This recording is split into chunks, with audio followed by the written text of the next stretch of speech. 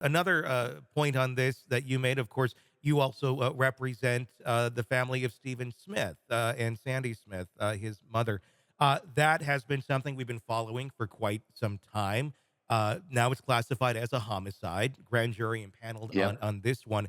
Uh, can you give us the latest on where this investigation is Sure. sitting? Because we haven't heard a whole lot in quite some time. Right, and I have not heard a whole lot until recently. I spoke with Chief Mark Keel, who's the head of our SLED, 2 weeks ago, and what he told me is the following: the investigation is very much alive.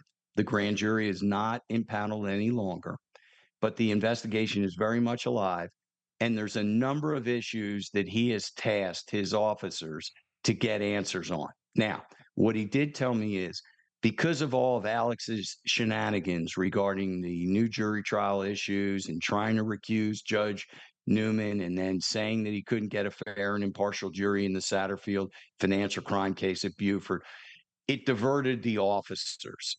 And the officers that were assigned to Tony's case got redeployed again. I mean, to Stephen's case, got redeployed back to Alex. And he said, now that Alex has pled guilty, um, we're going to refocus back on Stephen's case. Now, it's interesting to me that, um, you know, the Murdaugh name is all over that file. Hmm. The file that was released in 2021 makes a reference to the Murdaughs over 41 times. Do I have any evidence that the Murdaughs had anything to do with Stephen's death? No, I don't. But there is a conflict between what Sandy says. She says she saw um, Alex Murdaugh there and his brother Randy the following morning of after Stephen's death. She saw him at the accident scene. Yeah. Randy says, I was there, but I wasn't there with Alex. I was there with an investigator. And it was a couple days thereafter, not the next morning. And I was there at the request of your ex husband, Joel. So that's got to be worked out. Somebody's going to have to figure out who's telling the truth there. SLED will figure that out. The other thing is there's evidence on Stephen's tablet and Stephen's phone. I believe I've been told that they broke the phone. They were able to break the code. It took a long time to break the code on the tablet. I don't know if it's been broken. I am told by others that it has, but SLED has not confirmed it. But according to Sandy, Stephen did a lot of his communication on his, dalliances and his affairs and relationships on his tablet. So that may yield some information. You saw the documentary when Buster spoke, his one and only time. They asked him, did you kill Stephen Smith? He said no. I believe him. They said, did you have a physical personal relationship with him? He said no. He was somebody I went to school with, but we never were, physical with each other. Sure.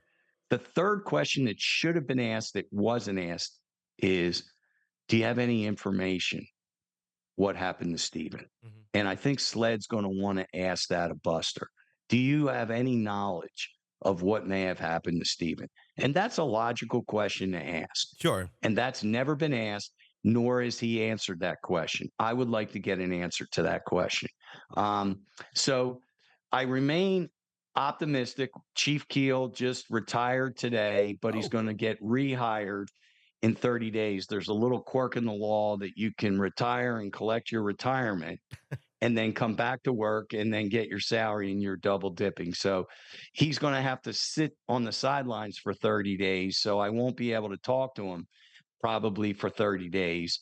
Um, Sandy doesn't want blood. She's not looking for somebody to, be convicted of murder. What she's looking for are answers. sure. That's all a mother wants. Yeah. We're talking about 8 years from 2015, and she deserves answers. That's something that she deserves. At a minimum, somebody did something to Stephen and left the scene of an accident. Nobody did something to Stephen and didn't realize they didn't do it. It wasn't a hit and run. There's not any broken glass, broken mirrors, or part of a car, part of a bumper. Stephen's sneakers weren't blown off. No broken bones on his lower limbs or his hips, which you would expect if you were hit by a bumper of a car. Um, he has a tremendous fractures throughout his head. He has a little bit of road rash, but his clothes weren't ripped. Mhm. Everything that you would expect if somebody was really hit hard Sure. and then flown and tumbled on a thing. So, we've done a second autopsy. It does indicate that he did suffer blunt trauma to the head. It wasn't something like a baseball bat, we are now told, or a pipe, because it wasn't concave. Mhm. It was like a spider fracture. So if I hit you, God forbid, over the head with a pipe, there would be, some kind of indentation, I would think, on your skull. Sure. There wasn't. Um, so, people that have a higher pay grade and more medical knowledge than me are going to have to figure this out. But I think we're closer than we ever have been to getting answers, let's say. Well, let's hope that we do get some answers and that she can get some resolution and hopefully some peace for her son that was tragically murdered that day. Eric Bland, thank you so much for coming on and updating us on all of I'm, this I'm, I'm just madness. really honored that you had me. Anytime, have me on, and I hope you feel better, Tony. You're a good man. Thank you, Eric. Hey, it's Tony Brueski. If you want more of our interview with our guests, be sure to check out our podcast, Hidden Killers with Tony Brueski. Just search that wherever you download podcasts and press subscribe. Also, you can check out our YouTube channel for the full video version of the interviews as well, under the same name, Hidden Killers with Tony Brueski. Check it out, subscribe, binge, and enjoy. Thanks for watching.